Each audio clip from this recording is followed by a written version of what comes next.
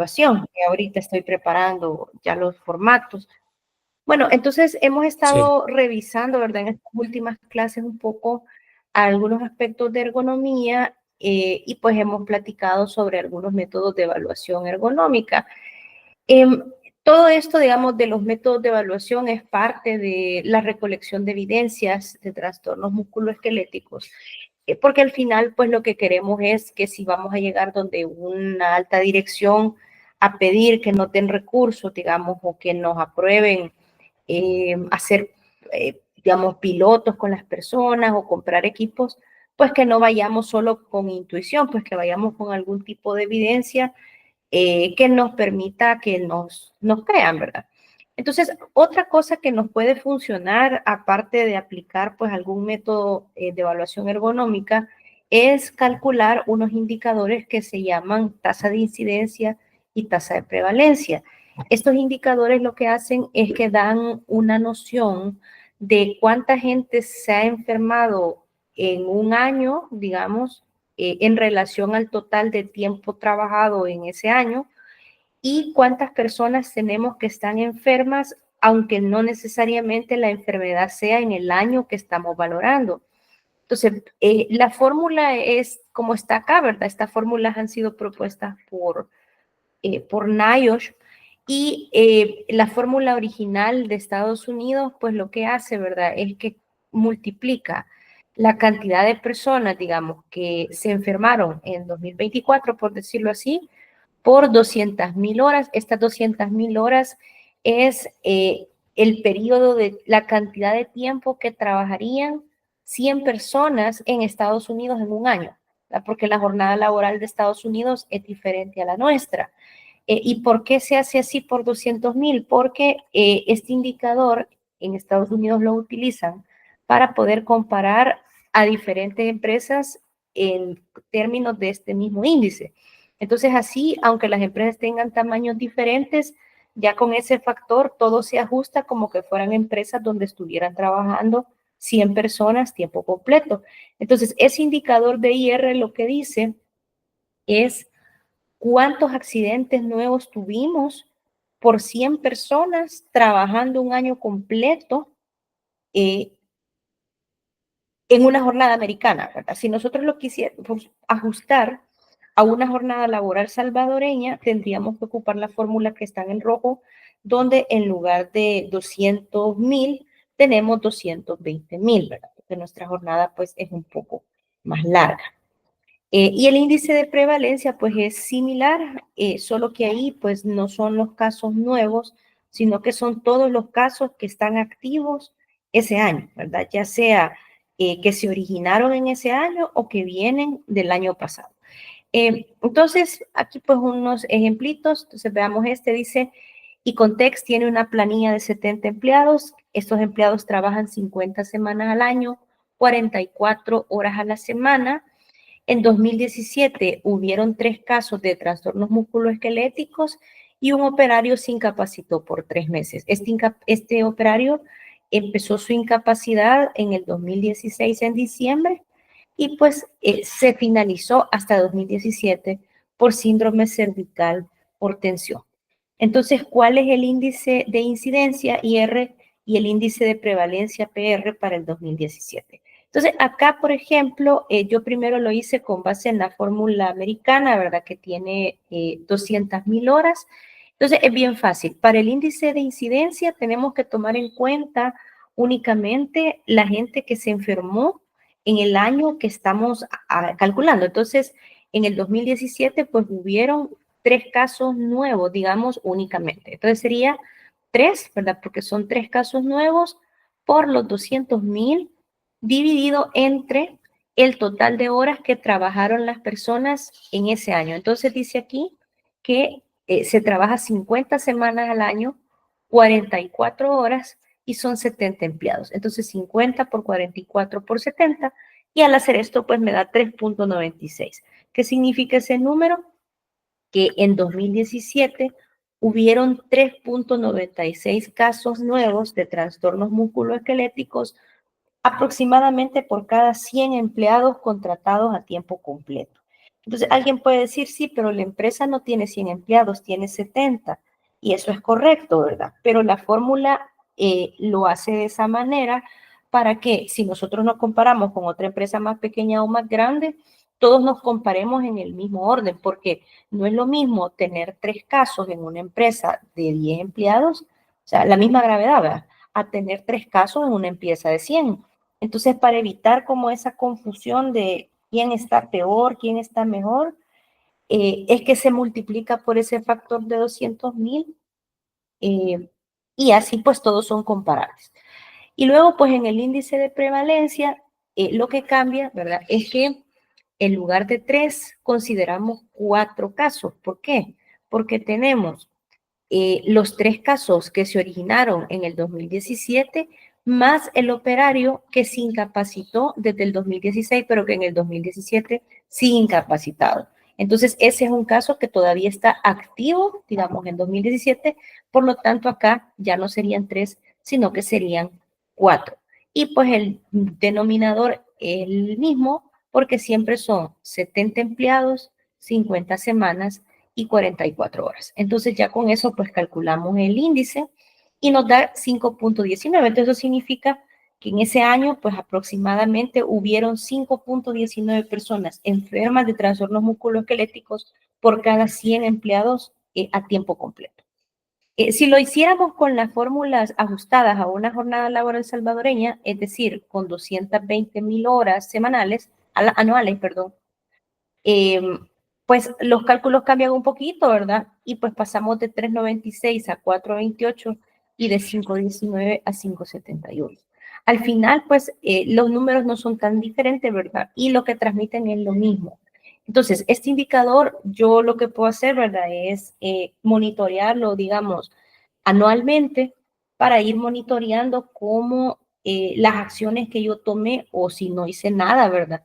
Cómo pues eso me ha ido afectando a la cantidad de gente que se me va enfermando o gente que permanece mal de salud por estos problemas ergonómicos.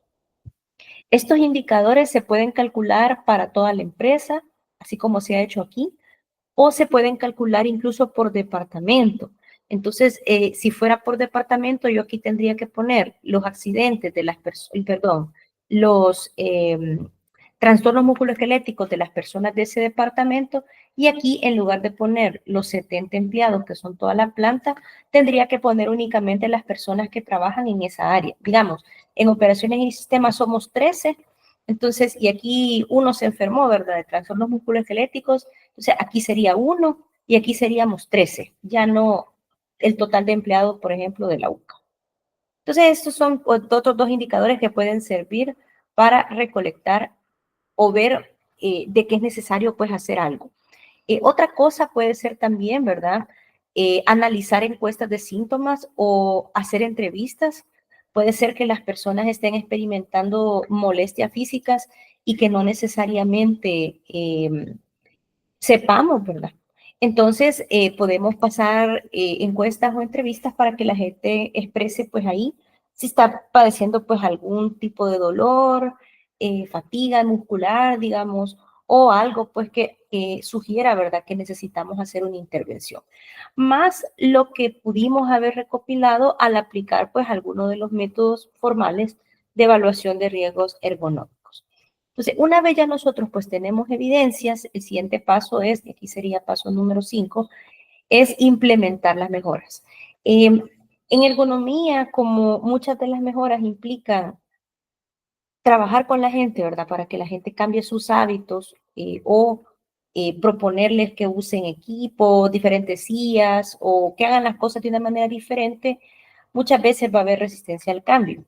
Entonces, lo que se recomienda es que se empiece con las soluciones que sean más baratas y más fáciles.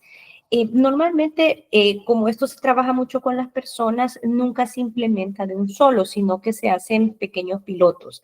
Estos pequeños pilotos pues pueden ser con los grupos donde la gente se queja que está sufriendo mayores síntomas o donde los instrumentos de evaluación ergonómica pues han salido peor. Y ya pues con eso hacemos una prueba, vemos cómo la gente reaccionó, si se sienten mejor. Normalmente pues esta evaluación debe de tomar alrededor de 15 días a un mes, ¿verdad? Para que la gente empiece a sentir los efectos en su cuerpo. Y si ha funcionado, entonces ya implementamos a escala total eh, para que otros trabajadores se beneficien. En el decreto 89, artículos 165 al 186, podemos encontrar una serie de mejoras que podemos utilizar dependiendo del problema que nosotros identifiquemos en nuestro lugar de trabajo. El decreto 89 lo que hace, ¿verdad?, es que no nos propone ningún método especial de evaluación ergonómica, sino que simplemente da un montón de sugerencias que nosotros podemos usar, ¿verdad? Para tratar de disminuirle a la gente pues su nivel de fatiga física. ¿Qué medidas podemos hacer? Bueno, como siempre, hay medidas administrativas, medidas de control de ingeniería y equipos de protección personal. En el caso de las medidas administrativas, como esto es igual, los trastornos musculoesqueléticos son algo similar al ejercicio, ¿verdad? En el sentido de que si la persona está todos los días haciendo el mismo esfuerzo sin descanso, pues los músculos, los tendones o los huesos o los ligamentos, pues pueden sufrir daño, ¿verdad? Entonces, ¿qué podemos hacer? Bueno, podemos rotar al personal para que esas tareas fatigantes pues no la hagan siempre las mismas personas.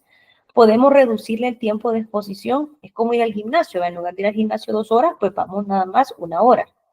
Podemos incluir más descansos en la jornada laboral para que los músculos tengan tiempo de recuperarse. Podemos implementar algo que se llama pausas activas, que las pausas activas pues son una serie de estiramientos como los que vemos a la derecha, para que los tendones o los músculos estén listos antes de someterse al esfuerzo físico, igualito que cuando uno hace ejercicio, ¿verdad? Uno dice voy a calentar antes de hacer pesas, pues es lo mismo. O entrenar al personal respecto de buenas prácticas. Por ejemplo, explicarle a las personas que en lugar de sobreforzarse, que pidan ayuda, digamos, para levantar una carga muy pesada, o acostumbrarlos a que utilicen carretillas, digamos, o equipo de manipulación de materiales si está disponible. Y pues, más que todo es como cambiarle un poco la cultura a las personas, no porque en un momento no se han sentido mal, no significa que ese trabajo es saludable, ¿verdad? Entonces es de trabajar mucho con las personas y con la cultura. En el caso de los riesgos ergonómicos, yo he visto mucho, ¿verdad? En este país que se utilizan las fajas como una especie de equipo de protección personal. Lo pongo aquí porque realmente las fajas no son un equipo de protección personal. No hay estudios científicamente, digamos, recientes que verifiquen, pues, o que den fe de que usar este tipo de faja, digamos, disminuye en algo la posibilidad de un daño lumbar.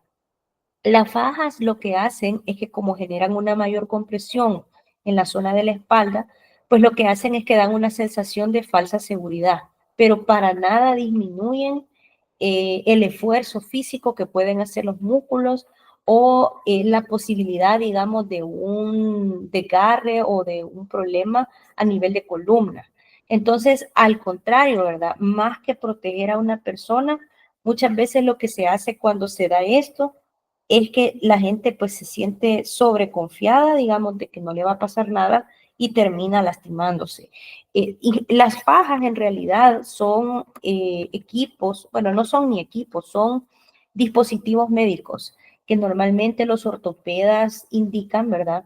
Cuando las personas sufren de padecimientos musculoesqueléticos específicos, como por ejemplo problemas de escoliosis, pero son dispositivos, ¿verdad?, que se utilizan para mantener la espalda firme, digamos, sin mayor movilidad.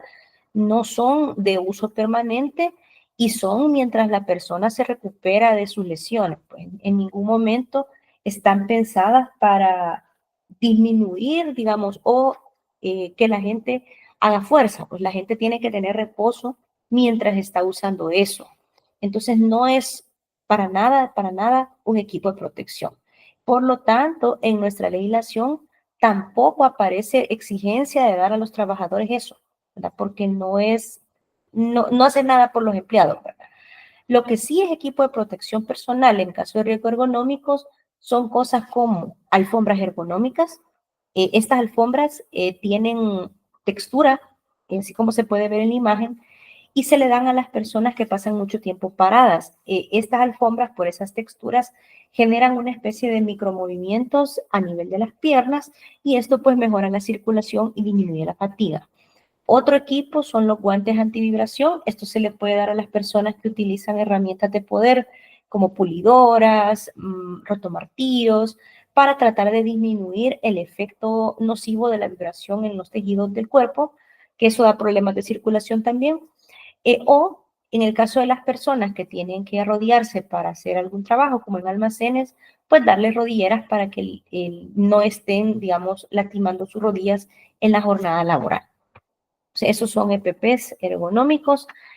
En cuanto a controles de ingeniería, que realmente en este tipo de riesgos es lo que hace la diferencia, hay un montón de alternativas. Una de ellas es mejorar la organización del lugar de trabajo para que las personas tengan que mover lo menos posible carga. Esto puede incluir utilizar cajas de transferencia de piezas pequeñas, como vemos ahí, bandas transportadoras, ya sean de cinta o de rodillo, que esto pues disminuye el traslado manual, ajustar la altura de las bandas transportadoras a una altura de la cintura, ¿verdad? Para que no haya movimientos innecesarios. Aquí hay otro ejemplo de bandas transportadoras de rodillos. En lugar de manipular la carga solamente con la espalda desnuda, pues utilizar carretillas o yales como este, ¿verdad? Que facilitan o disminuyen el esfuerzo físico. Asegurarse que en las estanterías, por ejemplo, las cosas que son más pesadas estén en los estantes más bajos y que las cosas que se usen más estén cerca y a una altura de alcance cómoda para los trabajadores. Orientar a las personas que en lugar de hacer un solo viaje sobrecargado, se repartan el peso en las dos manos o que hagan varios viajes, ¿verdad? Cosa que a veces uno no mismo hace, ¿no? Sino reflexionemos cómo hacemos cuando nos bajamos del súper, ¿verdad? Que nos bajamos del súper hasta cortándonos la circulación de los dedos de las manos con 6 bolsas en cada mano, ¿verdad? Porque no queremos hacer 2 viajes. Entonces, eso también lo hace la gente en el trabajo. Y ahí no solo va a ser una vez, ¿verdad? Eso lo hacen múltiples veces en el día. Entonces es una cuestión de cultura. ¿Qué más podemos hacer? Bueno, podemos mejorar la forma del agarre de las cajas o los recipientes que manipulan las personas. Este tipo de agarre donde la gente tiene que hacer la fuerza con un poquito con el dedo, ¿verdad? Como vemos aquí, es un agarre incómodo, ¿verdad? Y doloroso. A diferencia de un agarre, pues donde el recipiente, digamos, tiene agujeros o asaderas para poderlo sujetar más fácilmente. Otra mejora sencilla, ¿verdad? Es que si en un lugar de trabajo hay un montón de alturas diferentes que pueden generar que la gente se esté agachando innecesariamente, pues ajustar todas las superficies a una misma altura. Aquí este es otro ejemplo, ¿verdad? Dar dispositivos para que las personas no tengan que estar haciendo estas posturas innecesarias, ¿verdad? Como aquí o aquí. Disminuir la necesidad de torsión o estiramiento en los trabajos. Por ejemplo, acá vemos de que esto tiene un saliente innecesario, ¿verdad? Que es lo que está generando este movimiento que es doloroso a nivel de espalda. Este otro puesto de trabajo, vemos de que es un puesto que aunque la persona está sentada, el espacio que tiene para sus piernas es insuficiente porque está mal dimensionado el puesto. Pues, o vemos también en este otro, ¿verdad? Este es un ejemplo de una buena práctica de que lo que ha hecho es que ha disminuido la altura, ¿verdad? Con este dispositivo para que la persona no se tenga que estar agachando. Otra recomendación que se puede hacer es entrenar a las personas respecto a la manipulación segura de cargas. Las cargas que las personas podemos manipular sin dañarnos la espalda son cargas relativamente pequeñas. Ya por efectos de tiempo en este ciclo no pudimos ver la ecuación de carga NIOSH, pero esa ecuación lo que propone es que una persona como máximo debería de estar levantando 50 libras de forma totalmente manual. Esos 50 libras son en condiciones ideales de levantamiento, cosa que raramente ocurre. ¿Qué implica eso? Que si son más de 50 libras, definitivamente no tendríamos que estar haciendo eso sin algún tipo de carretilla, yale o otro dispositivo, o solos, ¿verdad? Porque es demasiado pesado. ¿Existen formas correctas de manipular una carga? Aquí podemos ver, por ejemplo, un levantamiento seguro. ¿Qué es un levantamiento seguro? Si ustedes observan, la espalda permanece relativamente recta a lo largo de todo el levantamiento y también vean de que aquí la fuerza, ¿verdad? Por cómo se levanta la persona, la hacen las piernas, no en la espalda. Diferente a lo que nosotros hacemos, ¿verdad? Que cuando queremos levantar algo, nos quedamos rectos, ¿verdad? Y lo que hacemos es que doblamos la espalda así, ¿verdad? Entonces esto es incorrecto porque aquí todo el esfuerzo se hace en la columna. Acá el esfuerzo pues se hace en las piernas, ¿verdad? Que es lo correcto. Otra recomendación ergonómica que a veces puede pasar desapercibida es que muchas veces las personas que hacen trabajos repetitivos como carniceros, personal de limpieza, etcétera, usan herramientas que ya están viejas o que no son específicas para el trabajo que hacen. Entonces esas herramientas pueden generarles problemas a ellos, ¿verdad? A nivel de mano-brazo. Para ponerles un ejemplo, hace unos años, pues yo estuve haciendo unas consultorías aquí en la cafetería de la universidad y las personas que se encargaban de manipular las carnes se quejaban de que experimentaban un poco de dolor en las manos y era porque los mangos de los cuchillos pues ya no eran ergonómicos, pues eran muy duros. Entonces, después de estar horas raleando carne, pues claro, ellos iban a sentir malestar. Entonces, era una cosa bien sencilla de corregir, ¿verdad? Pero que pues sí, muchas veces pasa desapercibida. Otra recomendación que también es bastante común es que en la medida de lo posible hay que procurar de que las personas mantengan sus brazos a un ángulo de 90 grados, así como ustedes pueden ver aquí. Este ángulo es un ángulo de confort donde las personas no van a experimentar dolor a nivel de brazo, antebrazo, hombro, ni codo. ¿Verdad? Entonces, esto es un mal ejemplo de un trabajo, ¿verdad? Aquí podemos ver de que este señor pues, va a tener dolor aquí, ¿verdad? Después de un par de horas y él pues igual, ¿verdad? Entonces aquí se fijan a 90 grados. Y pues lo que ya hablábamos, dar mantenimiento de herramientas para que estos no generen vibraciones o esfuerzos innecesarios. En los trabajos que son de mucha precisión, se recomienda pues dar soporte a los brazos, como ustedes pueden ver aquí y aquí, ¿verdad? Para que el trabajo se pueda hacer de manera más cómoda, evitar de que las personas sujeten las piezas manualmente cuando están haciendo golpes, como por ejemplo esto, ¿verdad? Esto no. Y proporcionar otros mecanismos como esto o esto para evitar la transferencia del golpe o la vibración de las piezas a las manos. Muy importante, especialmente en los trabajos de oficina, proporcionar una silla, ¿verdad? Que sea adecuada para el trabajador. Una silla adecuada, pues es aquella que tiene un buen respaldo lumbar. Esta no lo tiene, pero debería de tener un reposabrazos ajustable de preferencia. La altura de la silla tiene que ser ajustable también, porque las personas tenemos diferentes estaturas. Entonces, pues tiene que permitirnos mover la altura, ¿verdad? Hacia una que nos resulte cómoda. Y estar cómodo, pues implica tener las piernas a 90 grados como están aquí y suficiente espacio para las piernas. Aquí están las dimensiones que deberíamos de estar respetando para que el puesto sea cómodo. Si la persona está de pie, el puesto de trabajo debería permitirle que le quede más o menos la mesa a la altura de la cintura o un poquito más para que el movimiento de las manos y los codos pues procure estar lo más que se pueda a 90 grados. Aquí podemos ver otro ejemplo, ¿verdad? Y evitar, como vemos aquí, ¿verdad? Una altura de trabajo demasiado alta, de tal manera que no tengamos que forzar, ¿verdad? Cuello u hombros, así como vemos aquí, pues se ha ajustado el trabajo para que la persona esté en una posición más confortable. Recordemos que las personas somos diferentes, tenemos diferentes estaturas, diferentes complexiones.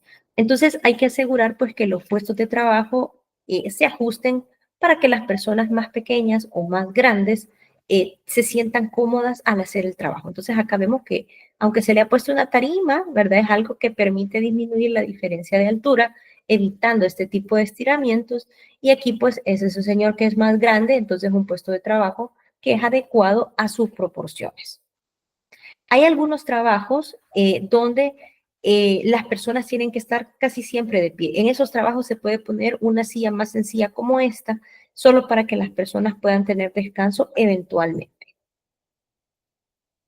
La iluminación es un factor que puede empeorar mucho la ergonomía porque al estar mal iluminado las personas pueden hacer posturas incómodas de espalda solo para tratar de acercarse más a lo que están trabajando. Entonces, una buena iluminación pues tiene que tener suficiente cantidad de lux, tiene que estar suficientemente alta para no generar deslumbramientos y pues tiene que ser una luz que resulte natural, digamos, para la vista. Normalmente la luz blanca suele ser una luz bastante confortable para trabajos prolongados y pues no suele generar deslumbramiento siempre y cuando las luminarias estén suficientemente altas. Entonces, una vez pues uno desarrolla, digamos, y uno define qué controles va a implementar, como les mencionaba, se sugiere implementar pruebas piloto y después de un mes verificar si esto fue efectivo. ¿Cómo lo podemos hacer? Bueno, podemos volver a evaluar el puesto de trabajo con un método ergonómico. Podemos volverles pasar a las personas encuestas de síntomas para ver si se sienten mejor, verificar si el ausentismo laboral ha disminuido, porque normalmente la ergonomía, como genera lesiones, la gente se incapacita. Luego de varios meses podemos recalcular los indicadores de índice de incidencia y prevalencia o podemos ver los indicadores de productividad. Muchas veces las personas cuando se sienten más cómodas en el lugar de trabajo, menos doloridas, ¿verdad? Por la fatiga muscular, pues también sus tasas de productividad incrementan, ¿verdad? La gente suele generar más productos por hora porque se siente bien, pues se siente físicamente bien. El paso 6, pues consiste en mantener los esfuerzos de manera continua, ¿verdad? Y esto implica que cada quien tiene que asumir su responsabilidad. Los patronos tienen la responsabilidad de seguir educando a la gente para que mantengan las buenas prácticas, fomentar que las personas si se sienten enfermas, pues que lo indiquen, ¿verdad? Para poder investigar, modificar los trabajos para las personas susceptibles, como personas discapacitadas o personas vulnerables de la tercera edad, y pues mantener la información médica de las personas confidencial. Los empleados, por su parte, pues tienen que seguir las normas, ¿verdad? Y las indicaciones que les den, reportar sus síntomas de manera temprana y pues seguir los procedimientos seguros de trabajo.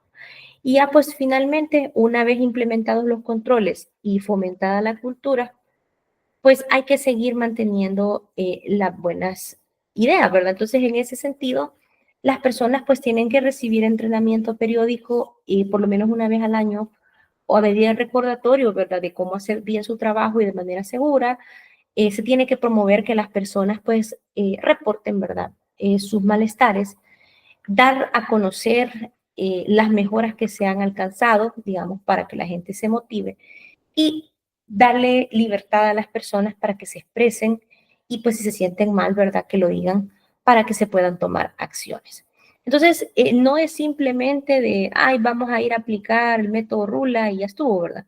No, o sea, si yo, se puede hacer, pues, pero el problema es que si nosotros no cumplimos con el programa, todos, ¿verdad? La gente pues hasta puede generarse molestia de que, puya, me vinieron a hacer un rula y ya no hicieron nada, ¿verdad? O sea, ya solo me vinieron a decir que tengo un problema y ya no hicieron nada.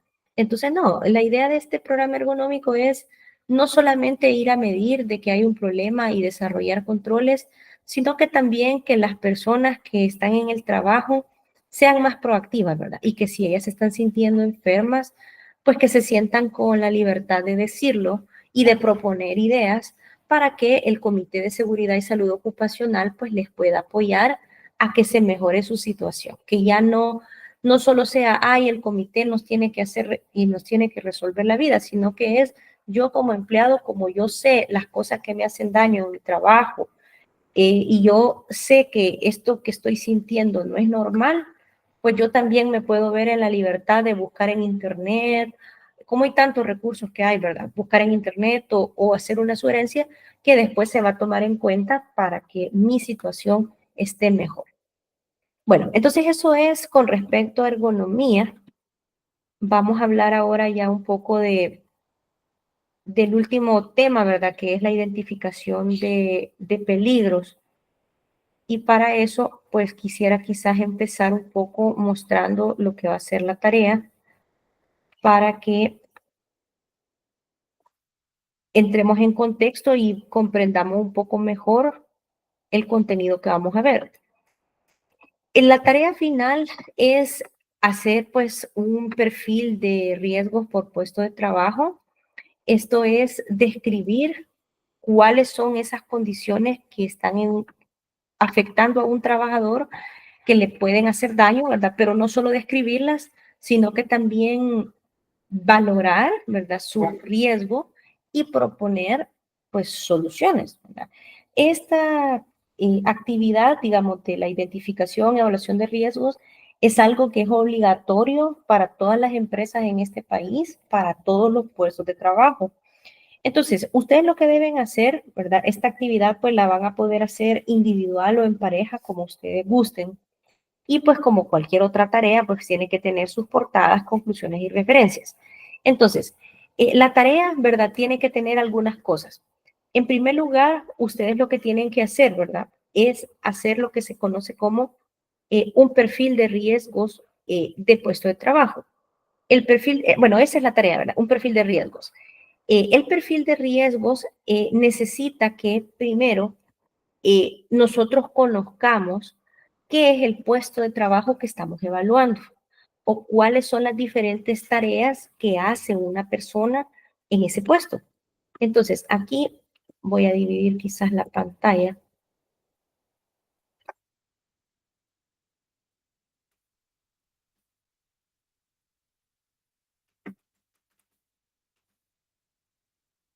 Entonces, esto es lo primero que se va a llenar. Antes de empezar a ver peligros en un puesto, yo tengo que entender qué es lo que hace esa persona o personas, porque recordemos que un puesto de trabajo puede tener múltiples trabajadores simultáneamente. Por ejemplo, en el caso del departamento de nosotros, el puesto de trabajo es docente, pero existimos 13 personas en el mismo puesto. Claro, como todos estamos en el mismo puesto de trabajo, van a haber peligros que van a ser similares, ¿verdad? Entonces, esa es la idea. La identificación de peligros se hace por puesto, ¿verdad? Tratando entonces de identificar a una persona, ¿verdad?, que sea representativa de ese puesto. Entonces, para el puesto, pues tenemos que entender cuál es el propósito del puesto, o sea, cuál es la naturaleza o por qué existe, ¿verdad? Tenemos que cuantificar cuántos hombres, cuántas mujeres y si existieran personas vulnerables. Las personas vulnerables pues son aquellas que ya sea por su edad, por tener enfermedades crónicas o por tener algún tipo de discapacidad o por estar en estado de posparto y lactancia, pueden ser más susceptibles a los peligros laborales, ¿verdad? Entonces aquí se coloca pues cuántas personas vulnerables hay y pues qué tipo de vulnerabilidad es la que tienen. Antes, por ejemplo, en el departamento, pues teníamos a un compañero, ¿verdad?, que tenía problemas de diabetes, entonces él era una persona vulnerable, ¿verdad? Entonces, él era una persona vulnerable, entonces había que poner un trabajador, ¿verdad? ¿Y por qué? Pues una persona que tiene enfermedades crónicas, diabetes mellitus, ¿verdad? Ok, entonces después de describir pues esto, ¿verdad? Yo tengo que hacer un listado de cuáles son las principales actividades que hace esa persona. ¿Por qué? Porque en las actividades pueden estar los peligros, ¿verdad? Entonces aquí yo listo las tareas principales de la persona. Entonces en el caso de un profesor, pues podría ser impartir clases, eh, preparar material didáctico, eh, calificar evaluaciones, revisar proyectos de servicio social, hacer visitas técnicas. Entonces habría que listarlas y luego pues colocar si la actividad es rutinaria o no. Una actividad rutinaria es una actividad pues que se hace eh, todos los días, ¿verdad? Y una actividad no rutinaria es aquella pues que se hace eventualmente. Aquí se puede colocar la frecuencia, por ejemplo, todos los días, una vez a la semana, una vez al mes, una vez en el ciclo. Y aquí puedes colocar si la empresa brinda algún tipo de capacitación a la persona para poder hacer esa tarea. Acordémonos que, como hemos estado viendo en clases anteriores, la empresa está en la obligación de entrenar al trabajador para hacer su trabajo. Si no lo hace y el trabajador sufre algún tipo de accidente, pues la empresa va a tener responsabilidad por esa falta de entrenamiento. Entonces, este es el primer punto, ¿verdad? Es un descriptor de puesto. Esto pues se puede conseguir platicando, digamos, con la persona a la que ustedes elijan para hacer el trabajo o dependiendo de dónde lo hagan, pues si tienen acceso a recursos humanos, pues recursos humanos también se lo podría dar. La forma más fácil es a través de una entrevista directamente con la persona a la que estamos valorando y pues la persona nos cuenta, ¿verdad? Y eso, fíjense que muchas veces, aunque uno tenga el descriptor, digamos que se lo dé recursos humanos, siempre se valida, porque puede ser de que el descriptor no tenga tareas que la persona haga o que esté desactualizado o que simplemente el descriptor no tenga información sobre si a la persona se le entrena o no se le entrena. Entonces, lo mejor pues es hacerlo con una entrevista. Entonces, ese es el primer punto. Ahora, una vez ustedes hayan completado el descriptor y ya entiendan qué es lo que haga la persona, es necesario entonces identificar los peligros, ¿verdad? Para identificar los peligros, yo les voy a proporcionar como parte de la tarea unos checklists. Van a ser dos, ¿verdad? Un checklist para poder ver peligros por tarea y otro que es para poder ver peligros en una estación de trabajo. Los peligros por tarea son aquellos en los que la persona incurre, ¿verdad? Cuando está haciendo una actividad.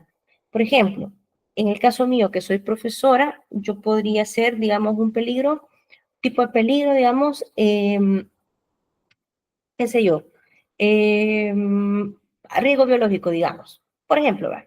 Riesgo biológico al impartir clases, si hay otras personas que están enfermas. Eso no es así, pero estoy dando un ejemplo. Solamente me expongo a eso cuando estoy dando clases. Entonces, es un peligro por tarea. Un peligro de estación de trabajo, aquí le voy a poner de las tareas que realiza y de su estación de trabajo.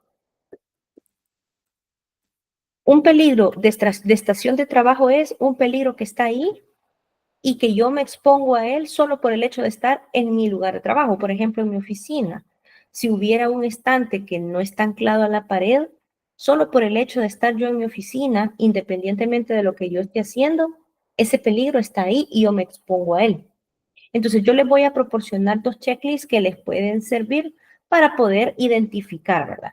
Los checklists pues son una guía nada más, no son un fin en sí mismo, son una herramienta. La idea es que ustedes usen pues lo que hemos visto en las clases como una referencia para aprender a ver peligros, ¿verdad? Y que los puedan identificar todos los que estén en la medida de lo posible. Entonces, en el caso de los peligros por tarea, ¿verdad? Lo recomendable pues es ver la tarea por lo menos una vez, ¿verdad? Para ver cómo es y ahí pues ver si hay algún peligro. Yo les he colocado acá, ¿verdad? Que idealmente se tiene que tomar una foto. ¿Verdad? Esto pues me da a mí un respaldo de que ustedes pues han ido a hacer el trabajo, ¿verdad? En la realidad. Entonces, pueden tomar una foto. Si no pueden tomar una foto de todas las tareas, pues no hay problema, pero traten de tomar pues algunas en la medida de lo posible. Entonces, ustedes van con su checklist, ¿verdad? Y pues identifican los peligros al ver las tareas y luego usan el siguiente checklist que yo les voy a proporcionar aquí para ver los peligros del puesto, para ver los peligros de la estación de trabajo o del puesto, que es lo mismo. Ustedes lo que tienen que ir a hacer es ir a ver, pues, en qué condiciones la persona hace la tarea y ver si en ese lugar donde está la persona hay alguna cosa que puede ser afectarle su salud. Con esa información sea, cuando ustedes llenen el checklist o a partir de sus observaciones y sus fotografías, ustedes ya van a tener un listado de cuáles son esos peligros que están afectando o a los que se expone la persona. Entonces, con eso, ¿verdad? Ustedes van a poder llenar, este es el checklist, miren. Aquí en el checklist ustedes van a ver de que hay categorías que no necesariamente les van a aplicar. Por ejemplo, esta que dice factores mecánicos. Si ustedes están evaluando un puesto de oficina, probablemente este no les va a aplicar. Entonces, cuando ustedes vayan a aplicar el checklist, antes de usarlo, lo primero que tienen que hacer es depurarlo, ¿verdad? Si hay cosas que no les aplican, pues elimínenlas del checklist o bloqueenlas, ¿verdad? Para que ya solo vayan a ver lo que sí es pertinente. Entonces, cuando ustedes terminen de llenar el checklist y el descriptor, ustedes van a poder completar esto.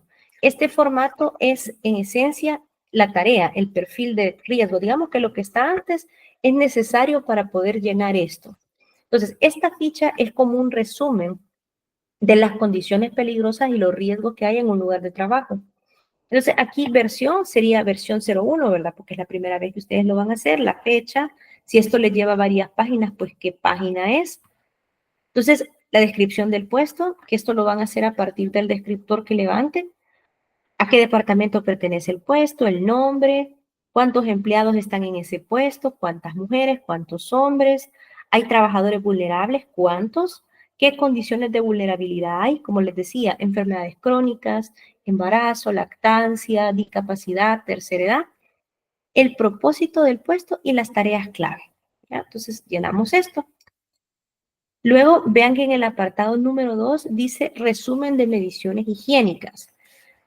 Hemos estado viendo en clase, ¿verdad?, cómo hacer mediciones de iluminación, ruido, humedad y temperatura. A mí me hubiera gustado que midieran humedad, pero como yo sé que no todos van a hacer el trabajo en la universidad, pues esto se puede complicar, especialmente porque solo tenemos 2 termómetros. Entonces, esta humedad relativa no la vamos a medir. Para la tarea de ustedes, lo que sí necesito que midan es ruido e iluminación.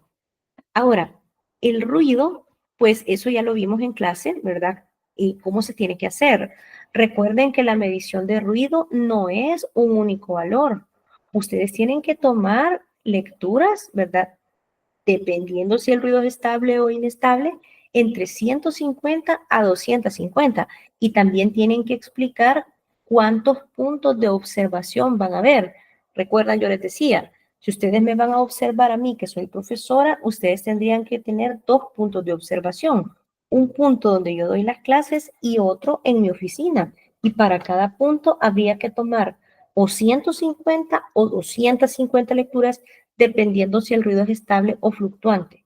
Entonces, si ustedes aquí solo ponen un único valor de medición sin explicar cómo ha salido, o sea, sin calcular el NSA, el NER, sin nada de eso, ¿verdad? Esto va a estar mal, ¿ya? Entonces, por favor, hagan el procedimiento de ruido según lo que hemos revisado en las sesiones de clase. Entonces, ustedes hacen todo su procedimiento de ruido, digamos, aquí ustedes colocan el valor registrado total, que en el caso del ruido, pues sería el NER, ¿verdad? O sea, aquí sería el NSA, ¿verdad? ¿Cuánto le da? ¿Y cuánto le da el NER? Aquí a la par ustedes ponen el valor de referencia. Entonces, por ejemplo, si la persona está en su puesto de trabajo 8 horas, pues el valor de referencia son 85 decibeles A. Y a ustedes comparan cuánto les da esto contra el valor de referencia. ¿Está bien o está mal? En el caso de la iluminación, pues ya también hemos hablado sobre eso. Cuando es iluminación del puesto de trabajo, pues hay que tomar iluminación sobre la superficie de trabajo y sobre la pantalla con el luxómetro. Entonces ustedes aquí colocan las lecturas, ¿verdad?, que han tomado y el valor de referencia y concluyen. Yo les voy a poner en las indicaciones de la tarea los protocolos de ruido e iluminación, ¿verdad?, para que lo vuelvan a leer y que puedan llenar, ¿verdad? Y también les voy a colocar un ejemplo de un formato de estos lleno, de un puesto de trabajo real para que ustedes vean también más o menos cómo es. Entonces, ya con eso, pues ustedes aquí colocan el valor de referencia, ¿verdad? Y pues concluyen. Para esto, ustedes pueden descargar aplicaciones en su celular de medición de ruido y de medición de iluminación. Existen un montón. Eh, yo sé que quizás las mediciones no van a ser perfectas, ¿verdad? Pero no importa. Lo que importa es que aunque el instrumento esté descalibrado, el procedimiento sea apropiado, porque si ustedes lo saben hacer, cuando ustedes tengan un buen instrumento, pues solo será cuestión de usar el instrumento correcto, ¿verdad? Entonces, pueden buscar así, ¿verdad? En la Play Store, digamos, desconozco cómo es en Apple, luxómetro, ¿verdad? Y sonómetro, y ya con eso hacer sus mediciones. Y pues, claro, les voy a pedir que por favor me anexen, ¿verdad? Como un Excelito de los datos pues que ustedes recabaron. En el 3, resumen de sustancias químicas, esto pues ustedes lo pueden dejar en blanco dependiendo del tipo de trabajo que ustedes analicen, ¿verdad? Si, por ejemplo, fuera un profesor, pues un profesor no va a tener manipulación de químicos. Entonces, esto pues quedaría en blanco. Pero si fuera, por ejemplo, el muchacho que hace la limpieza en el departamento, él sí utiliza varios químicos. Entonces, él, por ejemplo, utiliza hipoclorito de sodio, ¿verdad? Lejía. Tipo de peligros, estos tipos de peligros, ¿de dónde se sacan? De la hoja de seguridad de los materiales. Ahí tiene que decir, ¿verdad? Si es corrosivo, si es irritante, si es tóxico o qué. Entonces, aquí se pone qué tipo de peligro implica esa sustancia química. El 4, que es matrices de peligros y riesgos, son estas, miren. Estas matrices lo que hacen es que nos ayudan a definir varias cosas. Primero, ¿cuáles son los peligros que están en las tareas? Segundo, ¿cuál es el grado de riesgo asociado a esos peligros? Que eso ya lo vamos a ver. Y tercero, ¿cuáles son las medidas o los controles que yo voy a proponer para esos peligros? En esta primera parte de identificación de peligros, lo que uno hace es que uno coloca dónde vio el peligro, en qué tarea, qué peligro es y qué tipo. Voy a poner un ejemplo. Esto ya lo vamos a ver ahorita más formal, pero solo para que sigamos el hilo de lo que estoy explicando. Entonces, digamos que una tarea que yo hago como profesora es, ¿qué? Partir clases.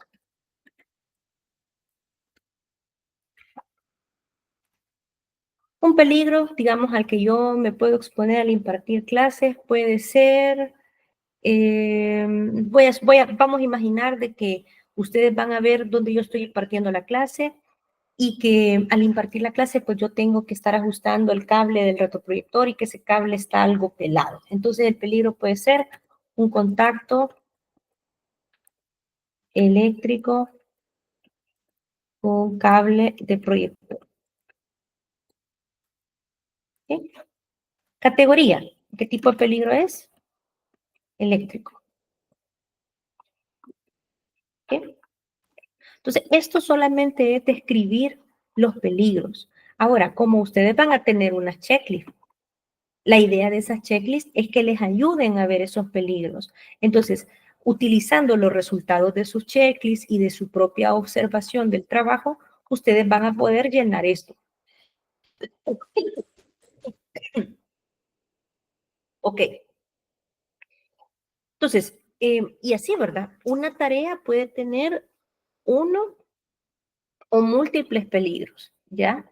Entonces, la idea es, en función de lo que ustedes observaron, poner, ¿verdad? Si encontraron algún peligro asociado a las tareas, pues qué tarea era, qué peligro era y qué tipo de peligro. ¿Hasta aquí hay alguna pregunta? De momento, de mi parte, no. No, ok, vaya, muy bien. Entonces, una vez hemos identificado los peligros de las tareas, pues lo que sigue es evaluar el riesgo. Para todos los peligros que no se pueden medir con un instrumento, existen algunas metodologías que ya las vamos a ver para poder hacer esto. Eh, Evaluar el riesgo implica priorizar un peligro. Entonces, en un puesto de trabajo pueden haber 20 peligros diferentes. pero no todos van a ser igualmente importantes. Entonces, esta evaluación del riesgo lo que hace es que para cada peligro evalúa qué tan graves son sus consecuencias, qué tanto la persona se expone a esa situación y qué tan probable es que le pase la consecuencia. Entonces, vamos a ver, un contacto eléctrico con un cable de proyector que me podría generar a mí una quemadura, bueno, ¿qué? Electrocución, digamos. La consecuencia es el daño a la salud que sufre la persona como efecto, digamos, de estar en contacto con ese peligro. Una consecuencia puede ser un golpe, puede ser una fractura, puede ser una quemadura, una intoxicación, una herida, un corte, o sea, todos los daños que puede sufrir la persona en su salud son consecuencias. Entonces, ustedes colocan la consecuencia y luego, pues, para colocar aquí severidad, exposición y probabilidad, ya vamos a ver eso, los métodos me dan una escala. Por ejemplo, la electrocución. Si la electrocución me puede generar la muerte, tiene una severidad de 10, por ejemplo. Exposición, y eso ya lo vamos a ver, porque eso está regulado en tablas, no es así nomás. La exposición, si la exposición es diaria, yo todos los días tengo que hacer eso, pues la exposición tiene que tener una ponderación alta, 9, digamos, por ejemplo. Y si es muy probable o lo más seguro que cuando yo toque ese cable me electrocute, pues entonces aquí la probabilidad también va a tener un valor alto. Esto es propio de la metodología de evaluación de riesgo que ya vamos a ver. Está estandarizado. Y ya con eso, pues yo calculo un puntaje, ¿verdad? Que es el producto de estas tres cosas. Y la misma metodología me dice, mire, en función de su puntaje, su riesgo es tanto. Va. Y así yo lo hago para todos los peligros. Ya con eso, al ver los puntajes y los niveles de riesgo, pues yo ya puedo decir, bueno, de todos estos 20 peligros que yo encontré, el peligro 1 y el peligro 4 son los más importantes, ¿verdad? Son los más severos, son los más riesgosos, ¿ya? Y en función de eso, pues para todos aquellos que tengan un grado de riesgo relevante en adelante, que ya lo vamos a ver, pues hay que proponer algo. Entonces ya aquí en medidas ustedes lo que hacen es que ustedes ya sugieren pues qué es lo que ustedes van a hacer. Por ejemplo, ¿verdad? En el caso del peligro eléctrico, reemplazar el cable del proyector. Eso es una medida.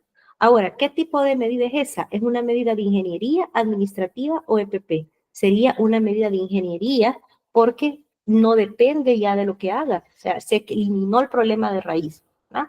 Y así lo mismo van a hacer ustedes pues para el resto de peligros. Ya vamos a practicar un poco más. Y luego hay otra matriz que dice matriz de peligros y riesgos de la estación de trabajo. Entonces, ¿cómo así?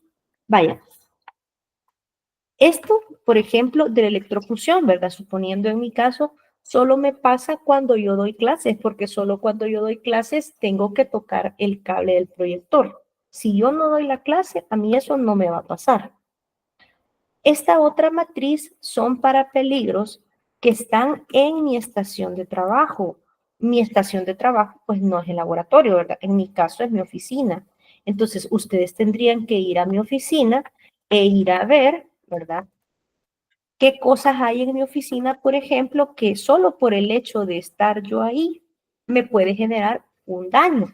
Entonces, un peligro puede ser estantería con libros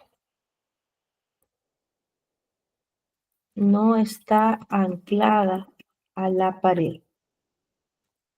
¿Ah? Y entonces el peligro es la caída de objetos. ¿Ya? Tiembla, digamos, y eso me puede caer, me puede golpear. ¿Va? Ok, vean que el peligro es lo que puede causarme el daño, o sea, la condición material o la herramienta o la infraestructura, lo que me puede hacer daño. El peligro no es la consecuencia, ¿verdad? Porque a veces los alumnos se confunden y me ponen, es que el peligro es que se va a golpear. No, ¿por qué me voy a golpear? Ese es el peligro. Entonces, por ejemplo, ¿verdad? Estantería no anclada, la categoría sería infraestructura. ¿Okay? La consecuencia, pues puede ser un golpe, ¿verdad?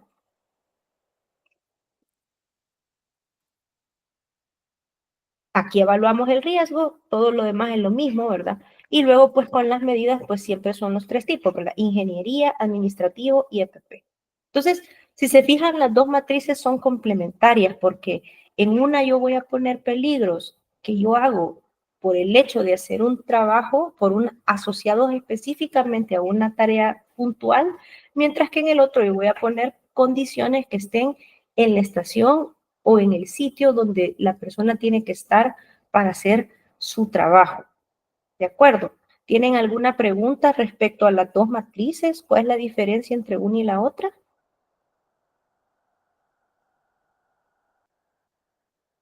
No, Inge. ¿No? Vale. Ok. Entonces, esa es la actividad final. Van a tener hasta el 17 para poderla entregar. Ustedes pueden elegir el puesto de trabajo que ustedes quieran. Si ustedes quieren hacerlo dentro de la universidad, está bien. O si quieren hacerlo de su propio trabajo, o sea, incluso de su mismo. Si ustedes están trabajando o están haciendo horas sociales en algún lado y ahí pueden ver a alguien que está pues haciendo algún trabajo, pues pueden hacerlo. O de ustedes mismos, pues están trabajando, ¿verdad? En su propio lugar de trabajo, lo pueden hacer, ¿verdad? No hay ningún problema, pero sí traten de hacerlo de algún lugar que sea real, pues ese es el punto, ¿verdad? Que practiquen, porque realmente si en algún momento ustedes llegan a trabajar de este tema, esto es lo que los van a poner a hacer. Entonces ahorita es la oportunidad para aprender o para equivocarse y aprender de los errores. Bueno, entonces ya hoy que pues ya más o menos les di una explicación de qué es lo que se espera en la tarea, pues ahora veamos la teoría necesaria para poder completar bien esta parte. Otra pregunta que a veces me han hecho los alumnos, miren, y el ruido, la temperatura y, por ejemplo, la iluminación, la tengo que poner en esta matriz.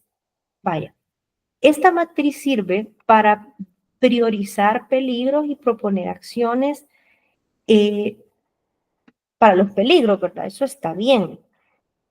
Pero en estas matrices, si se fijan, se hace la evaluación del riesgo. La evaluación del riesgo es específicamente para dar esa prioridad, porque no todos los peligros necesariamente implican una acción.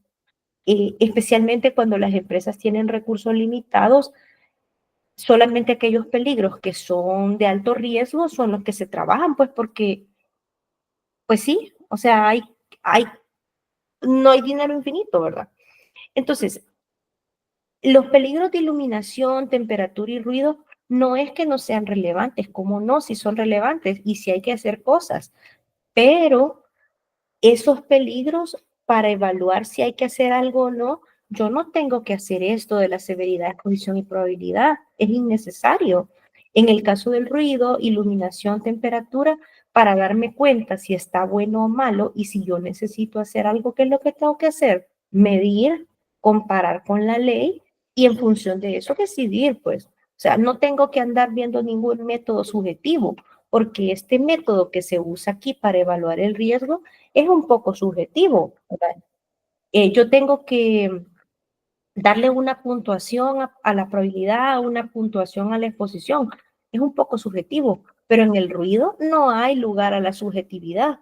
Ahí yo mido, hago mis cálculos y si se pasa de cierto valor hay un problema y tengo que hacer algo. Y si no, no. Lo mismo la iluminación, lo mismo la temperatura, ¿verdad? Entonces, por esa razón, estos peligros de ruido, iluminación, temperatura se ponen aquí arriba y no se incluyen aquí. ¿Ya? Entonces, por favor, no los vayan a incluir y no los vayan a evaluar con esta misma metodología porque está malo, pues no es necesario, ¿verdad? No es necesario. Entonces, aquí tal vez lo que voy a hacer a esto es que le voy a agregar una columna,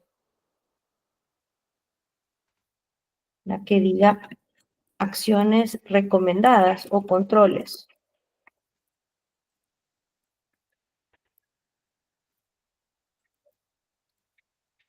Entonces, por ejemplo, ya así, ¿verdad? Si ustedes me dicen, es que fíjese que el ruido me salió que estaba nocivo, porque es más de lo que tenía que tener. Ah, vaya. Entonces, usted, ¿qué propone ahí? Ah, bueno, mire, yo propongo X, Y, Z. O fíjese que la iluminación del puesto me salió súper mala. Ah, vaya, ok. ¿Cómo sabe? Ah, es que fíjese que fui a medir y tenía que ser de 200 lux y me salieron 100 lux. Ah, vaya, ok. Entonces, ¿qué propone usted? Ah, va, mire, yo propongo que reemplacen la lámpara porque la lámpara que tiene pues está vieja y ya no ilumina bien. O que la limpien porque está toda polvosa y por eso es que se ve bien opaca. O fíjese que la lámpara, pues así como en el laboratorio, ¿verdad? La lámpara del laboratorio está arruinada y no la han arreglado. Entonces, el control puede que la arregle. Vaya, excelente. Entonces, aquí usted lo va a poner. ¿Ve? Y a esas cosas, pues ya no las va a incluir aquí abajo, porque ya es innecesario. ¿Estamos? ¿Estamos? Vale. Okay. Entonces, yo le voy a compartir esto hoy y veamos ahora un poco más formalmente ya el material de la clase para que usted pueda hacer bien esa parte, pues ya no solo con esto que le estoy explicando. Solo le pido que me dé unos 2 minutos porque me siento un poquitito mareada y me voy a ir a preparar un suero. Permítanme 2 minutitos. Ya vengo.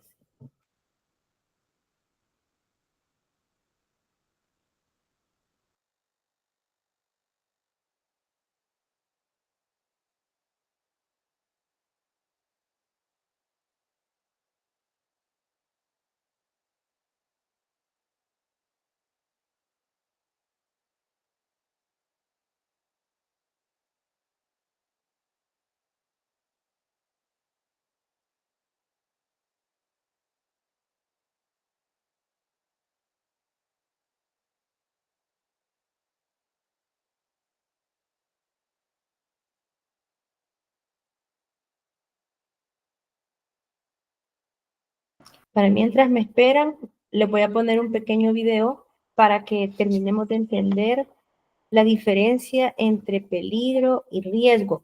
Fíjense que en nuestra legislación tenemos el problema, ¿verdad?, de que se llaman las dos cosas por el mismo nombre, pero no son lo mismo. Esa confusión viene del hecho de que en inglés, ¿verdad?, peligro se dice hazard, ¿verdad? Entonces, la traducción a veces de eso es peligro o riesgo, pero en seguridad industrial, ¿verdad?, que es la rama que se encarga de hacer esto que hemos estado platicando, son cosas diferentes. Entonces, aquí les voy a poner este pequeñito video en lo que yo me levanto un momentito para que aclaremos ese concepto y ya luego, pues, yo ya regreso. Permítanme, quiero ver, presentar esto. Ok.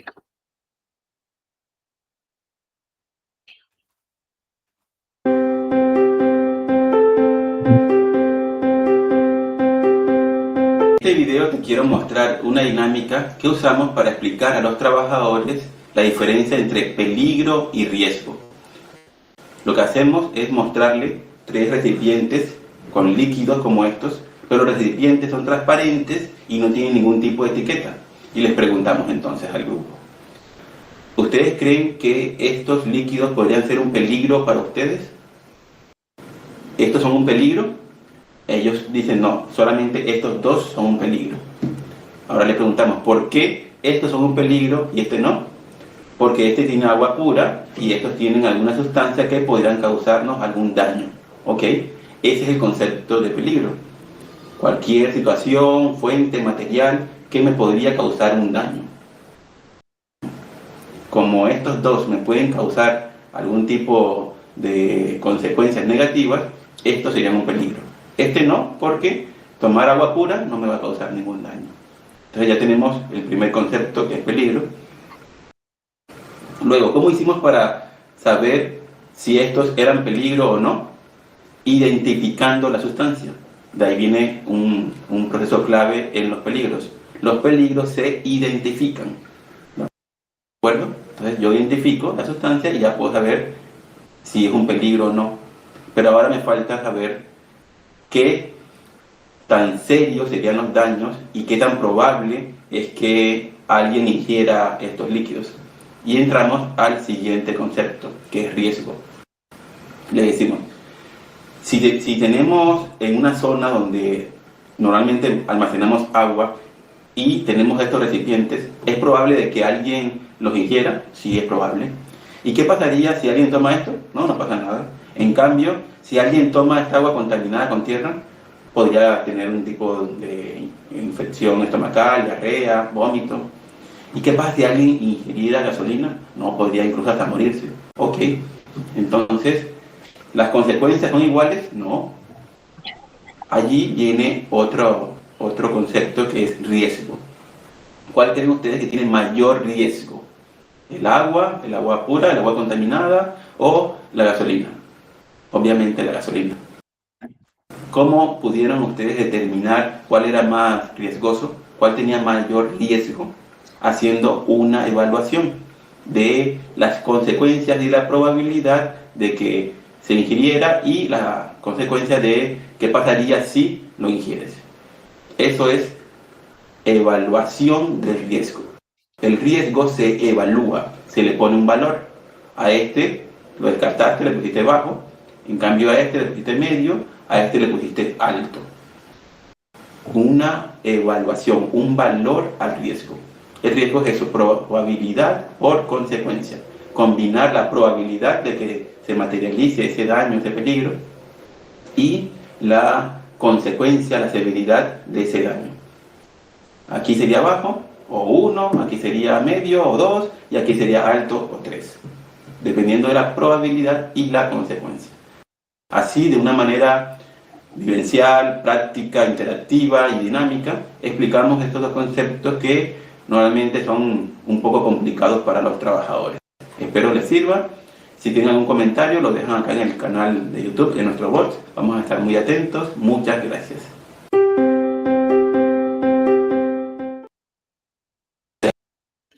Ok. En síntesis, ¿verdad? Esa es la diferencia. Entonces, por eso cuando decimos identificación y evaluación de riesgo son cosas diferentes.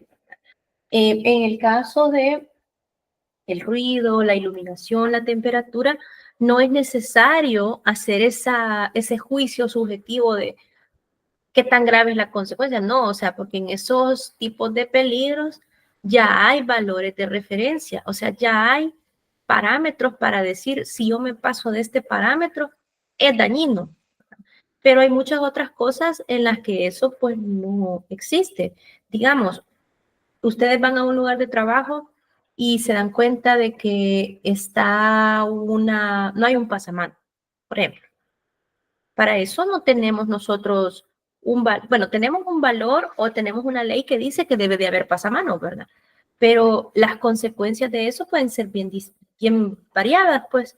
O sea, no hay como un valor límite de referencia que yo diga, bueno, si el pasamano es así, es nocivo y si no es así, no es nocivo, ¿verdad?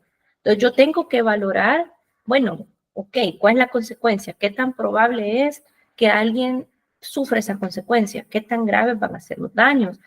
Me explico. Entonces, para ese tipo de peligros que son de infraestructura,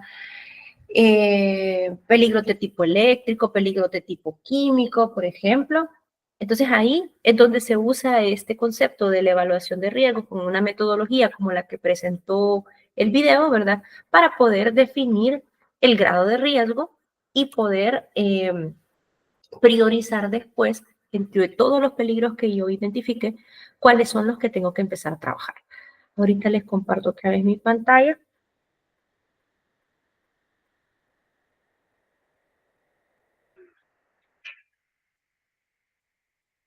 Yo creo que yo no evalué el riesgo de lo que me comí tal vez en la café y cabal estaba así como el pobre que salía ahí, ¿verdad?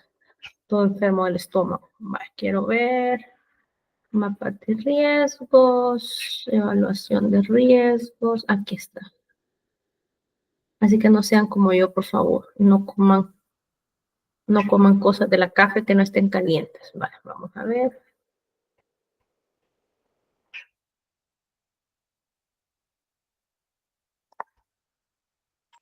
No vamos a terminar de ver hoy todo el material, pero por lo menos una introducción para que ya ustedes puedan ir, por lo menos completando, ¿verdad? De la actividad, pues identificando qué puestos van a hacer, preguntando a la persona qué tareas son las que hace, y para ir avanzando. Ok.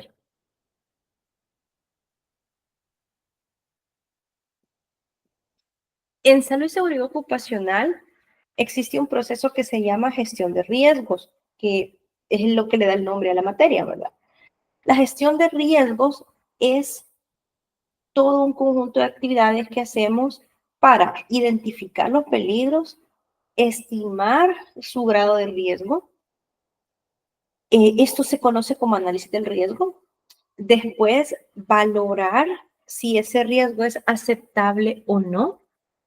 Y en función de esa valoración, definir si el proceso es seguro o se debe de hacer algún control. Ese proceso de evaluar un peligro y definir si hay que hacer o no algo, se llama evaluación del riesgo. Esa evaluación del riesgo se puede hacer de varias maneras dependiendo del tipo de peligro. Si es, por ejemplo, ya decíamos, un peligro de tipo iluminación, temperatura, ruido, pues ahí simplemente la evaluación del riesgo es comparar el valor de las mediciones contra el valor de referencia. Pero si es otro tipo de condiciones como infraestructura, riesgos mecánicos, riesgos eléctricos, riesgos de tipo químico, por ejemplo, ahí como esos valores de referencia no existen, yo tengo que ocupar algún tipo de metodología que me considere factores como la probabilidad, la frecuencia o la consecuencia para poder estimar si es conveniente hacer algo bajo en presencia de ese peligro o si no hay que hacer nada. Incluso los peligros de tipo ergonómico tienen sus propias metodologías que las hemos estado viendo en las últimas clases. Por ejemplo, la última clase vimos el método, la última, penúltima, no me acuerdo, vimos el método ROSA, ¿verdad? Que es un método para evaluar ergonomía en oficinas. Vaya, ahí la evaluación del riesgo ergonómico no se hace con probabilidad, frecuencia y consecuencia. Ahí se aplica el instrumento del método ROSA y dependiendo de lo que sale en la puntuación decimos, ¿hay un problema en la salud o no lo hay? ¿Ya? Entonces, los riesgos ergonómicos tienen su propia metodología. Los riesgos higiénicos, iluminación, temperatura, ruido, vibraciones, tienen valores de referencia. Y para todos los demás están las metodologías que vamos a ver hoy, que se basan en estimar probabilidad, frecuencia y consecuencia. Entonces, independientemente de la metodología que ocupemos, según el tipo de riesgo, la conclusión va a ser definir si es aceptable o no. En el caso del ruido, por ejemplo, a partir de la comparación entre el valor de las mediciones y el valor de la ley, pues nosotros tenemos que decidir, ¿hacemos algo o no? Ok, ¿verdad? En el caso de iluminación, lo mismo. En el caso de riesgos ergonómicos, por ejemplo, con Rosa, lo mismo, ¿verdad? Me salió más de 6. Ah, bueno, entonces, no, entonces hay que hacer algo. Me salió menos de 6, no hay que hacer nada. En el caso de infraestructura, yo voy a evaluar con esta metodología de probabilidad, frecuencia y consecuencia, ¿verdad? O sea, voy a usar esto, ¿verdad? Y dependiendo de lo que me sale, yo voy a decir, ¿hay que hacer algo o no hay que hacer nada? Y si me sale que hay que hacer algo, pues entonces tengo que establecer esas mejoras, ¿verdad? Que pueden ser de ingeniería, administrativas o EPP. Y pues ya con eso, pues yo hago mi plan de trabajo y mi plan de mejora, ¿verdad? Para corregir ese problema. Entonces, todo eso se llama gestionar los riesgos. Ok, entonces, para poder gestionar bien los riesgos, la primera actividad es identificar los peligros. Para poder identificar los peligros, existe una metodología que se llama Job Hazard Analysis o análisis de peligros del trabajo. Este método, ¿verdad? Es una metodología propuesta por OSHA, ¿verdad? OSHA es como el Ministerio de Trabajo de Estados Unidos, ¿verdad? Que nos ayuda pues a hacer eso, ¿verdad? Y esto les va a servir a ustedes cuando ustedes estén yendo a ver ese trabajo para identificar lo que haya, ¿verdad?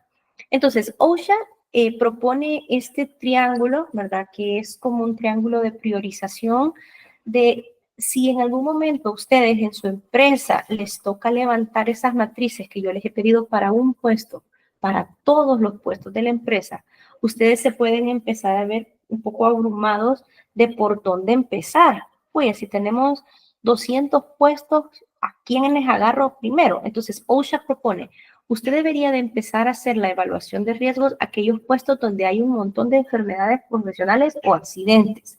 En segundo lugar, puestos donde se hagan tareas que si la persona las hace mal, la tarea le puede generar un daño severo o incapacitante. Luego, trabajos donde un error humano puede generar un accidente. Trabajos nuevos. Y por último, trabajos complicados que requieren indicaciones. Entonces, esta matriz es solo para que usted en la práctica, pues, sepa por dónde empezar. Digamos que yo le dijera, mire, fíjese que lo voy a contratar como mi consultor de seguridad ocupacional para la UPA y lo vamos a hacer para toda la universidad. Uy, me diría usted, ¿por dónde empezamos? Va. Entonces, primero yo iría a preguntar a la clínica empresarial, mire, ¿cuáles son los tipos de empleados, digamos, que pasan más consulta por accidente laboral o por enfermedad laboral? Y me dicen, fíjese que lo que más que se incapacitan son las personas de mantenimiento o las personas de, perdón, que con esto está bien difícil escribir, las personas de mantenimiento o las personas de jardinería, son los que más incapacitan. Vaya, diríamos nosotros, entonces empecemos con las personas de mantenimiento. Ok, después, ¿dónde están las tareas con potencial de daño severo e incapacitante? Vaya, por ejemplo, las personas que hacen trabajos en la UCA, las personas que trabajan en imprenta, ahí se utiliza mucha máquina, donde pueden haber accidentes, pues, severos, ¿verdad? Entonces, posiblemente las personas de imprenta podrían ser los segundos. Luego, trabajos en los que un error humano puede derivar un accidente severo. Vaya, aquí, por ejemplo, a mí se me ocurre que pueden ser las personas, tal vez de la cafetería. Ahí se manipulan muchas sustancias calientes, se manipulan muchos alimentos, entonces ahí algún error humano, pues puede haber también un accidente importante. Luego aquí, trabajos nuevos que han cambiado, pues aquí tal vez podría irse a preguntar a recursos humanos cuáles son. Si no, ¿verdad? Podrían ser los trabajos de carácter administrativo, digamos. Y por último, pues tal vez o a la par podrían estar los profesores, ¿verdad? Que son trabajos complejos que requieren indicaciones. Entonces ya con esto ya tenemos un orden de prioridad y así poco a poco pues vamos avanzando.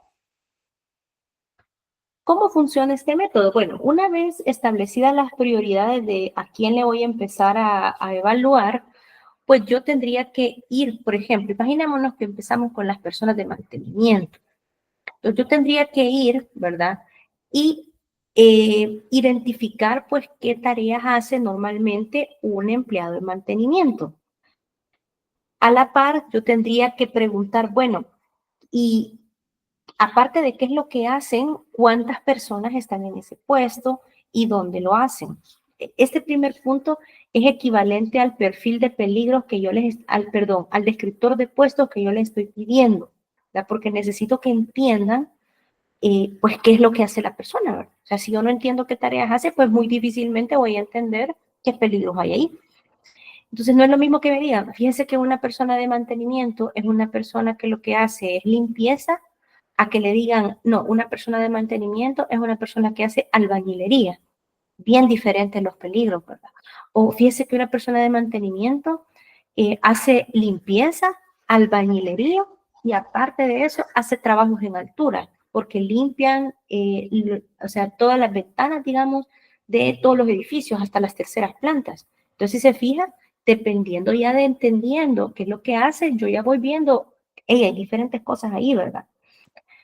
Luego de entender qué es lo que hace la persona, pues yo tengo que identificar los peligros. Para esto, yo, por ejemplo, en la tarea les voy a proporcionar checklists, pero los checklists no son la única forma.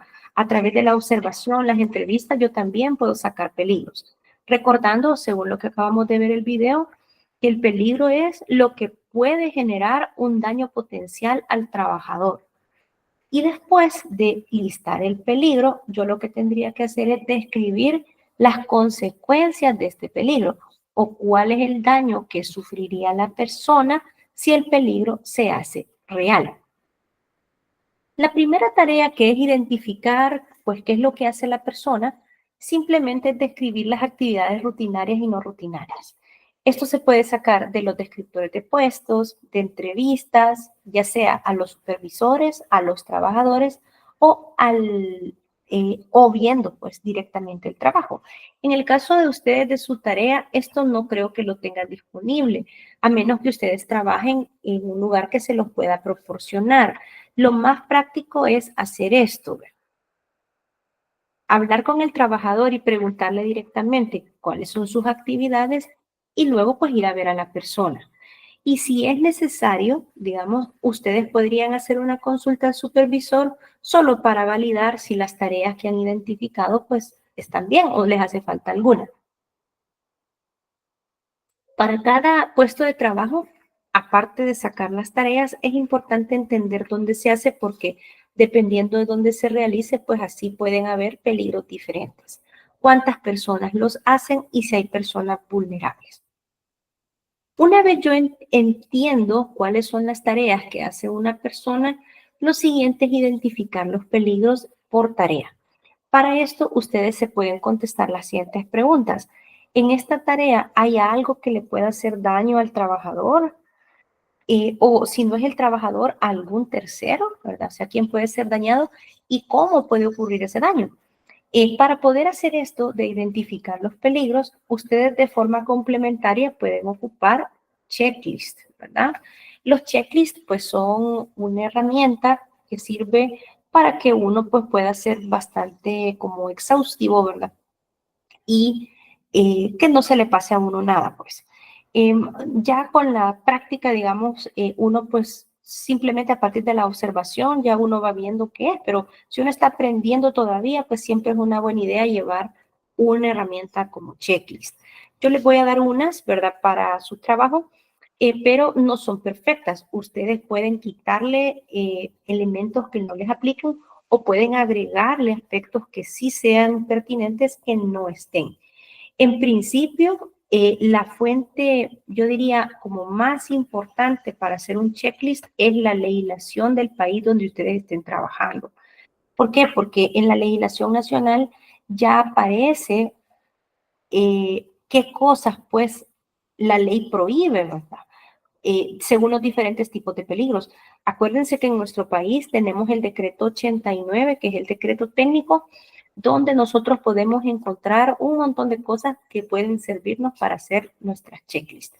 Yo las que les he dado, pues ahí aparece a la par el artículo que se ha consultado, pero igual yo les pido, ¿verdad?, por parte de la tarea, que antes de ir a usar esos checklists hacia lo loco, que después de que ustedes hayan entendido el trabajo que han elegido, ¿verdad? Digamos, he elegido un profesor. Hay un montón de cosas del checklist que yo les he dado que no le va a aplicar. Y tal vez otras que sí puede que apliquen, pero que no las puse yo en ese checklist, porque ese checklist fue elaborado para una tesis donde lo que se evaluaron fueron puestos de producción. Entonces es una referencia, pero no es perfecto. Entonces mi sugerencia es que ustedes lean la checklist, vean qué cosas no son aplicables y luego que se vayan al decreto 89, ¿verdad? Que es la ley, el reglamento técnico, ¿verdad?, de seguridad y salud ocupacional en este país, y que vean que si hay alguna categoría de ese reglamento que no se ha puesto en el checklist, que haya que ponerla. Y ustedes lo agregan y agregan sus preguntas. Eso es lo más sano. Hace, por ejemplo, unos meses, estaba trabajando con el Seguro Social yo, asesorando varios equipos que estaban haciendo esto para los hospitales nacionales de toda la red del Seguro Social. Entonces ahí, pues claro, habían cosas que no habíamos puesto porque eran hospitales, pues había que ir a ver cosas de peligro de tipo biológico, digamos, cosas asociadas a radiaciones ionizantes, no ionizantes. Entonces los checklists siempre se tienen que ajustar al tipo de trabajo que nosotros estamos viendo. No hay una checklist perfecta o que ya solo voy a usar. No, las checklists siempre se tienen que ajustar al trabajo que yo estoy viendo para tratar de ser exhaustivo. Si bien la ley nacional es como el primer documento que yo tendría que ir a revisar, también nos podemos valer de otros instrumentos internacionales u otras páginas internacionales para completar, no hay problema. Recordemos que en nuestra legislación los tipos de peligros que están cubiertos son estos que están aquí. O sea, si ustedes se van al decreto 89, ustedes van a encontrar recomendaciones de todas estas cosas. organización, orden y limpieza, sanitarios, temperatura, todo eso, ¿verdad? Entonces, revisen la checklist y vean si hay alguna de las categorías estas, pues que no les aplique y las que sí no estén, pues la agregan. Entonces, ya una vez ustedes tengan su checklist que les va a ayudar a ver los peligros, pues ustedes deberían de ir a ver el trabajo, ¿verdad? Tranquilos, van a ver el trabajo y luego, pues, a partir de lo que ustedes ven, terminan la observación y llenan, ¿verdad? Lo que vieron, ¿sí? No se recomienda ir viendo y llenando, se recomienda ver y después ir al checklist y marcar. Por eso es que los checklists uno los tiene que leer primero antes de irlos a pasar, para que uno sepa qué es lo que tienen, ya tener una idea de qué peligros puedo ir a ver y ya cuando esté ahí, pues ya el checklist ya solo sea como algo para ir a recordar qué es lo que vi. Fíjense que este método recomienda o sugiere, ¿verdad? Que si son tareas repetitivas las que yo voy a ir a ver, que pues las vea una vez, ¿verdad? Y que si son tareas no repetitivas, que pues trate de ir a observar el periodo de mayor actividad. Hay ocasiones en las que las tareas no repetitivas no se pueden ver porque simplemente uno no está o no coincide con el periodo en el que se hacen. Digamos que una tarea no repetitiva de una persona de mantenimiento puede ser limpiar los vidrios, pero eso lo hace solamente una vez por semana y el día que ustedes fueron no le tocaba. Entonces, pues no se observa, permítanme.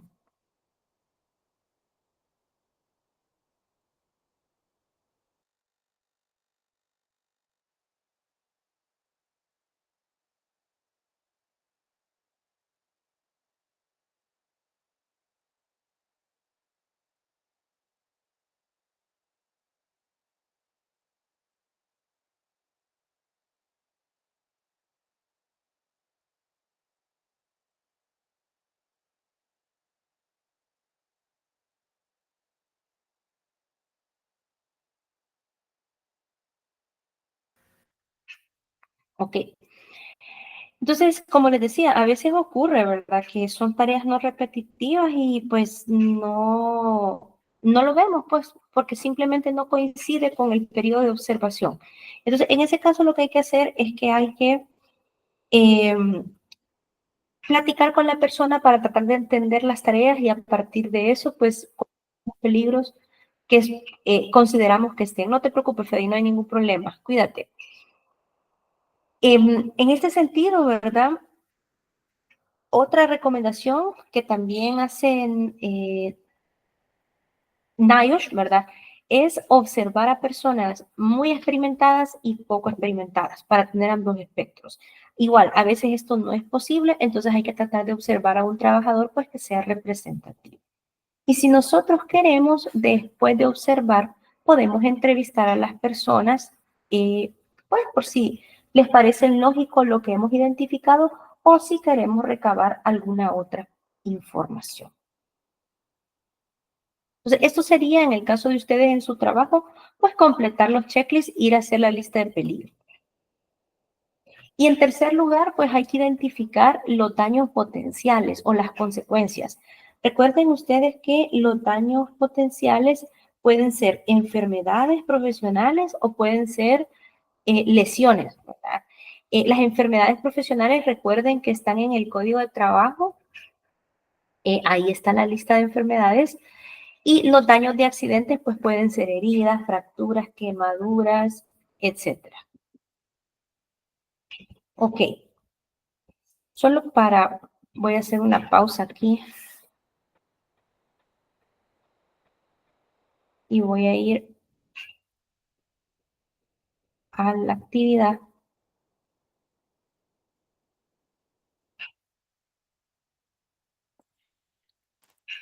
Entonces, lo que hemos estado hablando ahorita es prácticamente hacer la primera parte de la tarea. El descriptor es para entender precisamente cuáles son las actividades que hace la persona, que era el paso 1 del método del Job Hazard Analysis, ¿verdad?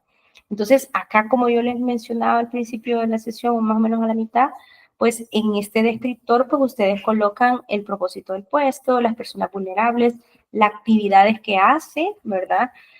¿Son rutinarias o no? ¿Con qué frecuencia las hace? ¿Todos los días, cada semana, una vez al mes? Y si la persona les dio entrenamiento. Entonces, este es el paso 1. El paso 2 del método es identificar los peligros. Para eso ustedes acaban a tener como apoyo sus checklists, pero también su observación. El paso 3, pues que es identificar las consecuencias. Entonces, antes de llegar al paso 3, ustedes resumen el paso 1 y 2 en esta tabla, ¿verdad? En esta matriz y aquí. Entonces, esta parte hasta aquí, más lo de arribita, ¿verdad? Es paso 1 y 2, identificar peligros y tareas, ¿verdad? Y aquí también, ¿ve? Identificar peligros del lugar de trabajo. Y ya luego el paso 3, que son las consecuencias, es esta columna, donde ustedes colocan, pues, cuál es el resultado más probable de que la persona se exponga a ese peligro. Es un corte, una electrocución, una enfermedad, etcétera, ¿verdad? Entonces, hasta aquí llega el método de Biohazard Analysis. Esta parte de aquí en adelante, digamos, bueno, hasta aquí en realidad, esto, ¿verdad? Es ya la evaluación del riesgo, donde ustedes le van a poner un valor a ese peligro. ¿De acuerdo? Ok.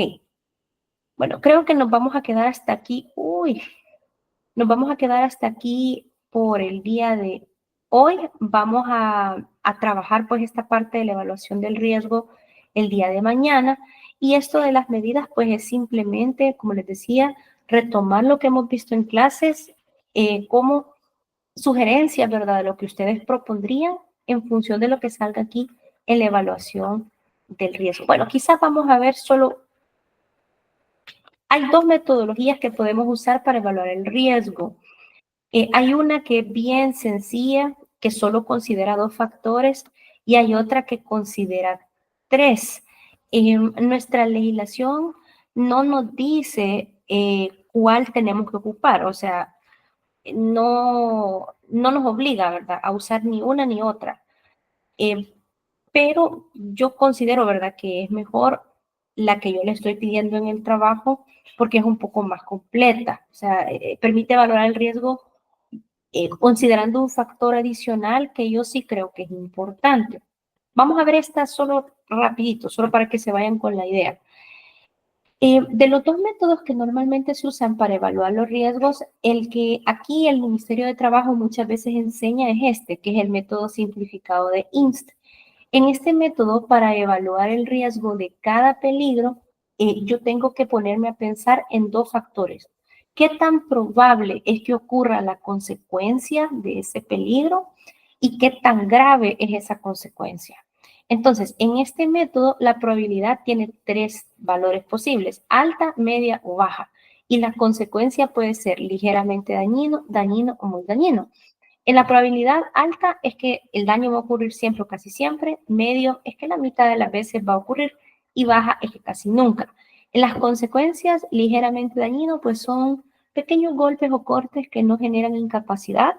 Dañino pueden ser torceduras, quemaduras, cosas que dan ya una incapacidad, y muy dañino son aquellas cosas que dan incapacidades permanentes o la muerte. Entonces, ¿cómo funciona este método? Para cada peligro, yo tengo que identificar de manera subjetiva, y aquí viene lo que, no complicado, pero digamos que por eso es que no es adecuado para iluminación, porque en iluminación, pues yo no tengo que andar valorando nada, ¿verdad? Mido y comparo contra un valor, se acabó. Pero en una cosa como, por ejemplo, un peligro de una estantería que me va a caer encima, pues ahí no tengo límite de referencia, ¿verdad? Entonces aquí yo tendría que evaluar, bueno, esa estantería que me puede caer en la cabeza, ¿qué tan probable es que me ocurra a mí un daño si eso me cae encima? Bueno, pues como los libros que usted tiene ahí son pesados, la probabilidad de que le dé un golpe en la cabeza es alta. Ok, y si me da ese golpe en la cabeza, ¿qué tan grave va a ser la consecuencia? Me va a dar un golpe, pero no me voy a incapacitar, me voy a incapacitar o me voy a incapacitar para siempre o me voy a morir. Mire, si se golpea la cabeza, pues no se va a incapacitar, simplemente le va a doler. Bueno, entonces va a ser ligeramente dañino. Ok, entonces, ese peligro que tiene una consecuencia ligeramente dañina y una probabilidad alta, ¿Qué grado de riesgo tiene? Ah, bueno, tiene un riesgo moderado. ¿Ah? Ok, ¿y eso qué significa? Bueno, un riesgo moderado significa que debo de hacerme esfuerzos para poder eliminarlo, ¿verdad? Lo más pronto posible, ¿sí? Y así vemos, ¿verdad? Dependiendo de lo que sale, pues yo defino, ¿verdad? ¿Qué es lo que vamos a hacer? Hay peligros que salen tolerables y que no hay que hacer nada. Hay otros que salen triviales y que no hay que hacer nada. Pero si sale moderado en adelante, hay que actuar. Pongamos otro ejemplo. Dijimos que un peligro que me podía ocurrir a mí, ¿verdad? Siendo exagerados, es que al dar clases, pues yo me puedo tener un contacto eléctrico con el cable del proyector, digamos. Entonces, ese peligro, por ejemplo, de un contacto eléctrico con el cable del proyector tiene una probabilidad, pues, baja, ¿no? Pero, ¿verdad? Si me ocurre eso, pues la consecuencia, pues, podría ser muy dañina. Entonces, ¿qué peligro es? ¿Qué categoría? Moderado, ¿ya? Entonces, así yo puedo ir peligro por peligro haciendo la valoración de probabilidad de ocurrencia y de nivel de consecuencia y puedo ir asignándole un grado de riesgo, que son todas estas cosas que están adentro, para poder ir priorizando. Entonces me va a salir una lista, ¿va? Van a haber peligros que van a ser intolerables, otros que van a ser triviales, otros que van a ser importantes. Y en este método específico, todos los que no están en amarillo necesitan intervención. ¿Ya? Entonces, ese es el proceso de evaluación de riesgos, es combinar factores, en este caso solo dos, probabilidad y consecuencias, para poder definir el grado de riesgo. En función de eso, priorizar y a los que son más importantes empezar a intervenir. ¿Ok? Bueno, hoy sí, nos vamos a quedar hasta aquí. Aquí pues tenía un ejemplito, ¿verdad? Vamos a ver la otra clase y vamos a ver también este método que es el método FIND, que es el que está descrito en la tarea. Es bien sencillo, el único cambio es que ya no solo se ve severidad y probabilidad, sino que se ve otro factor que se llama exposición, que esto se refiere a qué tan seguido la persona está entrando en contacto con ese peligro. ¿Cómo así? No es lo mismo que yo dé clases todos los días y que me exponga a que me agarre la corriente con ese proyector todos los días, a que me exponga una vez cada 6 meses. ¿Cuál condición sería más riesgosa? La diaria.